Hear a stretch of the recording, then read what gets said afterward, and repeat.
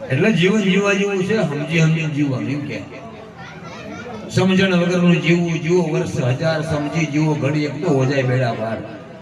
સમજણથી જીવવાનું હોય. અને બથાટે મેળ નહીં આવે ને. ઊંધા માથે મરી જાય ને તો કઈક ઋષિ મુનિઓ રાફડા થઈ ગયા બધા. એમ નો સમજો આને જગત નહીં. શબ્દનો ગુરુ એટલા માટે કીધો. શબ્દ છે ને એ ગુરુ છે. શબ્દ કોઈ જેવી તેવી વસ્તુ નથી, તો આપણે અનુભવ નથી એટલા. શબ્દ ગુરુ,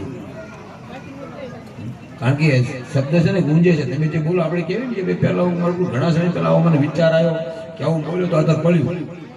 આજનો ખ્યાલ તમારું બોલેલું તમે આગળ આવવાનું છે, કોઈનું નહીં. આ રામદેવજી મહારાજનો અમીરાપાના પીરનો 24 કલાકનો નવરંગો માંડવો. હું તમને કોઈ એવું નથી કહેતો જબરદસ્તી કરજો. હું કહું છું થોડી ઘણી માનવતા હોય આપણામાં, આપણા ધર્મની ધારા ઉપર હાલતા હોય અને અમારું માનવા તૈયાર હોય ને તો આ બધાની મેં એક વાત કેવી છે કે જીવનમાં કોઈની ખોલણી ન કરતા.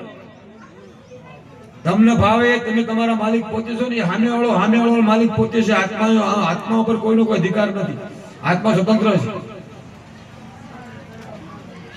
એની બુદ્ધિ પ્રમાણે માને એવું હોય તો કોઈ ન માને એવું હોય કોઈને દેડકો કરે, પણ કોઈની ખોલણી ન કરે. રાજકીય એવો નિયમ નહીં હોય ભગવાન હું કોઈની ખોલણી નહીં કરું. જો તમારો ઉધાર તમારો પોતાનો, મારી માટે નહીં હોય, તમારો પોતાનો ઉધાર કરવો હોય. લીલડદેવે કીધું કોઈની હાલ જોઈ કોઈને કહેવી નહીં. એક આવડો નિયમ રાખજે.